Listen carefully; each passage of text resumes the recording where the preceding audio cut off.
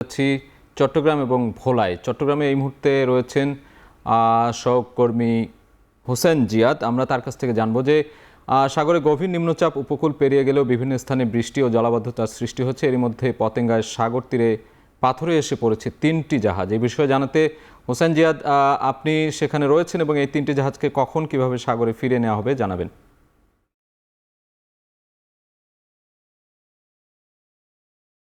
পতেঙ্গার যে সমুদ্র সৈকত সেখানে পাথরে পড়েছে দুটি জাহাজ। আরেকটি জাহাজ আটকিয়েছে এখান থেকে কিছুটা দূরে আনোয়ারা উপজেলার যে সাগর তীর সেখানে।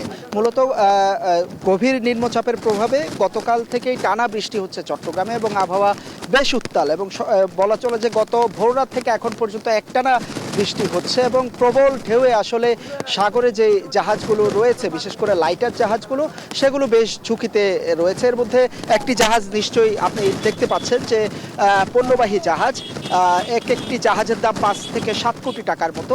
এই জাহাজটি নোঙর ছিঁড়ে এসে গতকাল রাতে আশ্রে পড়েছে পতেঙ্গার যে চরঘাটা যে এলাকা সেখানে এবং পাথরে আটকে গিয়ে এখানে জাহাজটির বেশ ক্ষয়ক্ষতি হয়েছে এবং এখানে যে 18 জনের মতো ছিলেন এই জাহাজটিতে নাবিক এবং মাঝিমাল্লা মিলে, এবং তারা তবে নিরাপদে নামতে পেরেছেন এবং তীরে উঠতে পেরেছেন। এরকম আরও প্রায় 1000-এর মতো জাহাজ এই মুহূর্তে চট্টগ্রাম বন্দরের বহির্নোঙরে অবস্থান করছে এবং এই জাহাজগুলোতে যেসব মাঝিমাল্লা বা নাবিকরা থাকেন তারা বলা যায় যে একেবারে জীবনের ঝুঁকি নিয়ে এই মুহূর্তে জাহাজগুলোতে অবস্থান করছেন। এবং চট্টগ্রাম বন্দর থেকে যে বিদেশি জাহাজগুলো আসে খোলা পণ্য, কয়লা, পাথর, চিনি, গম, চাল, এই ধরনের পণ্যগুলো নিয়ে এই ছোট ছোট লাইটার জাহাজগুলো সারা দেশে আসলে পণ্য পরিবহন করে। একটি জাহাজ 1500 থেকে 1800 টন পর্যন্ত পণ্য নিয়ে সারা দেশের বিভিন্ন ঘাটে শিল্পের কাঁচামালগুলো পরিবহন করে নিয়ে যায়।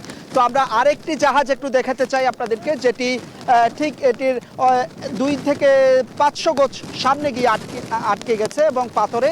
সেটি এলপিজি বাহী একটি জাহাজ। এই জাহাজটি গত 2024 সালে আগুনে আসলে পরিত্যক্ত হয়ে যায় এবং চট্টগ্রাম বন্দরে বহির্নোঙরে সেই জাহাজটি আগুন লাগে। তবে গতকাল এটি প্রায় 20 কিলোমিটার 20 নটিক্যাল মাইল দূর থেকে শঙ্খ নদীতে রাখা ছিল, সেখান থেকে ছিঁড়ে এসে এখানে আটকা পড়েছে। তো এই ধরনের জাহাজগুলো যখন এই ধরনের ক্ষতির মুখে পড়ে তখন আবার সাগরে নামানোর আগে ডকইয়ার্ডে নিতে হয় এবং মেরামত করে আসলে আবার সাগরে নামানো যায়। তো পরিস্থিতি বেশ উত্তাল সাগরের এবং এখন এখানে যারা আছেন তারা বলছেন যে চট্টগ্রাম বন্দরে বহির্নোঙরে যে পণ্য খালা সেটি সাগর উত্তাল থাকার কারণে এই মুহূর্তে বন্ধ রয়েছে। সাজিদ, এ পর্যায়ে যেতে চাই ভোলায়। এ নিয়ে ভোলার তজুমউদ্দিন স্লুইস গেট এলাকা থেকে সরাসরি যুক্ত হবেন সহকর্মী ইমতিয়াজুর রহমান।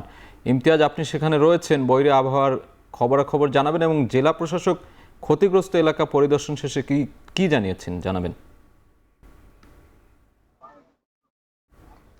সাজিদ, মূলত গতকালকে জোয়ারের পানির চাপে যে ভোলার তজুমউদ্দিন উপজেলা এই সুইচ গেটের রিং বেড়িবাঁধ ছুটে গেছিল, এই রিং বেড়িবাঁধ কিন্তু পানি উন্নয়ন বোর্ডের পক্ষ থেকে কিন্তু গতকাল রাত থেকে আজ অবধি কার্যক্রম চলমান রয়েছে বাঁধ নিয়ে সংস্কারের জন্য, কিন্তু এখন পর্যন্ত কাজ চলমান রয়েছে। এই কিন্তু আমরা দেখতে পেয়েছি এই বাঁধ কিন্তু ক্ষতিগ্রস্ত বাঁধ পরিদর্শনের জন্য এবং ক্ষতিগ্রস্ত যে সকল মানুষ রয়েছে তাদের সাথে কথা বলার জন্য কিন্তু ভোলা জেলা প্রশাসক আজাদ জাহান কিন্তু কিছুক্ষণ আগে এলাকায় এসেছেন এবং যে ক্ষতিগ্রস্ত মানুষ রয়েছে তাদের সাথে কথা বলেছেন এবং তাদেরকে আশ্বাস দিয়েছেন যে পরিমাণ ক্ষতি হয়েছে তাদের তালিকা করে উপজেলা প্রশাসনের মাধ্যমে তাদের চাল প্রণোদনা এবং ঢেউটিন সহ অন্যান্য যে প্রণোদনা রয়েছে তা দিবেন বলেও কিন্তু তিনি আশ্বাস জানিয়েছেন। আর আবহাওয়ার কথা যদি বলি, আবহাওয়া অনেকাংশে এখন স্বাভাবিক হয়ে আছে, কিন্তু নদীর পানি স্বাভাবিকের তুলনায় অনেকাংশে বেশি বলেও আমরা জানতে পেরেছি।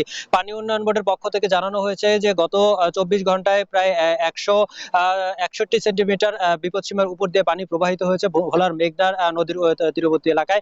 এছাড়াও যেই ভোলা জেলায় প্রায় 164 মিলিমিটার বৃষ্টিপাত রেকর্ড করার কথা কিন্তু আবহাওয়া অফিস জানিয়েছে। শুধু এই ভোলার তজুমউদ্দিন উপজেলায় নয়, ভোলার মনপুরা, ভোলার লালমোহন এবং ভোলার চরবসানের যে বিচ্ছিন্ন দ্বীপচর রয়েছিল সেই দ্বীপচরের মানুষও কিন্তু একরকম পানিবন্দী অবস্থায় এখন পর্যন্ত রয়েছে। সেখানকার মানুষদের জন্য কিন্তু জেলা প্রশাসনের পক্ষ থেকে উপজেলা প্রশাসনের মাধ্যমে ত্রাণ সহযোগিতা পাঠানোর কথাও কিন্তু জেলা প্রশাসক কিছুক্ষণ আগে আমাদেরকে জানিয়েছেন। আর সবচেয়ে বলা যায় যে ভোলার যেই লঞ্চ সার্ভিস রয়েছে ঢাকা ভোলা সহ অন্যান্য লঞ্চ সার্ভিস এখন পর্যন্ত বন্ধ রয়েছে। অপরদিকে ফেরি সার্ভিস কিন্তু আজকে সকাল থেকে কিন্তু ফেরি সার্ভিস স্বাভাবিক হওয়ার কথাও কিন্তু আমরা জানতে পেরেছি। এছাড়াও কিন্তু ভোলার ইলিশা ঘাটের যে লঞ্চের পল্টুন রয়েছে এবং দৌলত খান ঘাট সহ বেশ কিছু লঞ্চ ঘাটের পল্টুন কিন্তু গ্যাংওয়ে থেকে সরে যাওয়ার কারণে সেই পল্টুনও কিন্তু একরকম বিপর্যয় অবস্থায় রয়েছে বলেও কিন্তু আমরা জানতে পেরেছি। আর সবশেষে বলা যায় যে ভোলার জেলা আবহাওয়ার পরিস্থিতি অনেকটাই স্বাভাবিক হয়ে গেছে, কিন্তু নদীর পাড়ে বাতাস এবং নদীর পানির উচ্চতা অনেকাংশে বেশি রয়েছে। তো এই ছিল আমার কাছে ভোলার তজুবুদ্দিন থেকে সর্বোচ্চ তথ্য।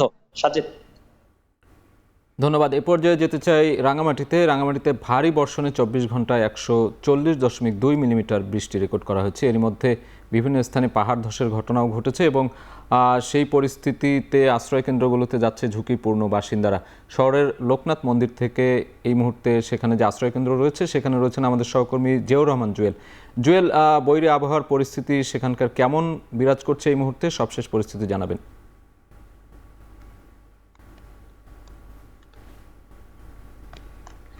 সাজিদ, আপনি জানেন যে গতকাল মূলত সন্ধ্যার পর থেকে যে বৃষ্টিপাত শুরু হয়েছে সেটি মাঝারি থেকে অতি ভারী বলছে এখানকার যে আবহাওয়া অধিদপ্তর রয়েছে সেই আবহাওয়া অফিস। মূলত গতকাল সন্ধ্যা 6টা থেকে 6টা পর্যন্ত মোট যে গত 24 ঘন্টায় মূলত 140.2 মিলিমিটার যে বৃষ্টিপাত তারা রেকর্ড করেছেন। মূলত এই গতকাল থেকে যে বৃষ্টিপাত শুরু হচ্ছে, এরপরে জেলা প্রশাসন এবং উপজেলা প্রশাসন যে কর্মকর্তারা রয়েছেন তারা মাঠ পর্যায়ে নেমেছেন এবং যারা পাহাড়ের পাদদেশে বসবাস করছেন তাদেরকে আশ্রয় যে 267টি আশ্রয় কেন্দ্র জেলা প্রশাসন থেকে খোলা হয়েছে, সেই আশ্রয় কেন্দ্রগুলোতে তাদেরকে আশ্রয় নিতে বলেছেন। আমরা গতকাল দেখেছি রাঙ্গামাটি জেলা প্রশাসক, আমি যেখানে দাঁড়িয়ে আছি রাঙ্গামাটি শহরের লোকনাথ মন্দির এলাকায়, সেখানে এসেছিলেন এবং যারা পাহাড়ের পাদদেশে বসবাস করছে তাদের সঙ্গে একটি সভা করে তিনি জানিয়েছেন যে যে কোনো দুর্যোগ পরিস্থিতিতে কোনো জানমালের জন্য ক্ষতি না হয় এই জন্য তারা এই আশ্রয় কেন্দ্রে চলে আসেন। আমরা এখন পর্যন্ত এই মুহূর্তে পর্যন্ত এখানে 66 জন মানুষ, অর্থাৎ 18টি পরিবারের 66 জন মানুষ এই আশ্রয় কেন্দ্রটিতে অবস্থান নিয়েছেন। এর বাইরে যদি একটুখানি বলে, আমরা জেলা প্রশাসনের সঙ্গে কথা বলেছিলাম, তারা যেটি জানিয়েছেন যেহেতু রাঙ্গামাটির আরো সব মিলিয়ে জেলা সদর সহ 10টি উপজেলা রয়েছে, সেখানে কোথাও এখন পর্যন্ত আশ্রয় কেন্দ্রে মানুষের উপস্থিতি নেই। তবে রাঙ্গামাটি শহরে 29টি ঝুঁকিপূর্ণ কেন্দ্র রয়েছে যেখানে বসবাস কেন্দ্র অন্তত 20,000 মানুষ রয়েছেন, তাদের জন্য 20টি আশ্রয় কেন্দ্র খোলা রয়েছে।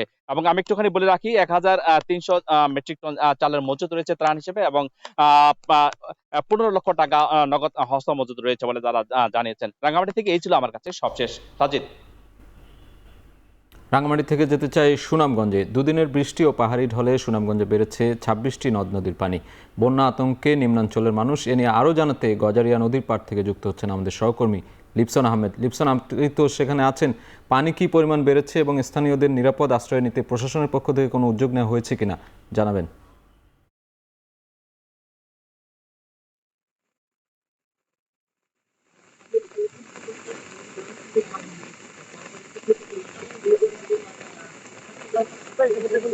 সুরমা, কুশিয়ারা, জাদুঘাটা কিংবা যে গজারিয়া যে নদী রয়েছে সেই নদীর পানি কিন্তু আসলে বৃদ্ধি পাচ্ছে। সেই সাথে যদি বলি, ইতিমধ্যে কিন্তু উজানের যে পাহাড়ি জলের যে স্রোত, সেই স্রোত কিন্তু আছে। সেই সাথে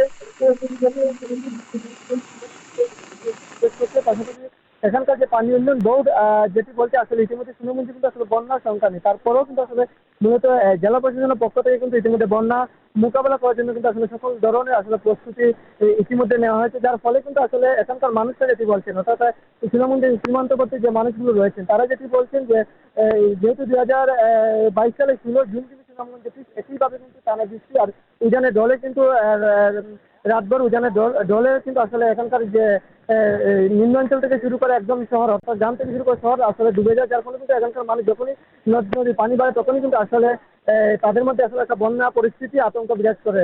তবে জেলা প্রশাসক যেটি বলছেন, ইতিমধ্যে বন্যা মোকাবেলা করার জন্য কিন্তু দুর্যোগ ব্যবস্থাপনা একটি বিশেষ সভা তিনি করেছেন, যেখানে 12 উপজেলার নির্বাহী কর্মকর্তাদের তিনি নিজে দিয়েছেন যে পর্যাপ্ত পরিমাণ খাদ্য মজুদ, পাশাপাশি আশ্রয় কেন্দ্রগুলো আসলে মজুদ প্রস্তুত রাখার জন্য। পাশাপাশি পানি উন্নয়ন বোর্ড যেটি বলছে যে গত 24 ঘন্টা কিন্তু সুনামগঞ্জের সকল নদীর পানি কিন্তু আসলে বৃদ্ধি পেয়েছে, যেহেতু বৃষ্টিপাত উজানের দল অব্যাহত রয়েছে, সেই ক্ষেত্রে কিন্তু আজকে রাতেও কিন্তু আসলে নদীর পানি বাড়বে। তবে বৃষ্টিপাত পাশাপাশি মেঘালয়ের যে বৃষ্টিপাত যদি কম হয় তাহলে কিন্তু আসলে নদীর পানি কিছুটা কমতে পারে। সাজিদ। দেশের বিভিন্ন জেলা থেকে বৈরী আবহাওয়া পরিস্থিতির খবর জানাতে সরাসরি যুক্ত ছিলেন আমাদের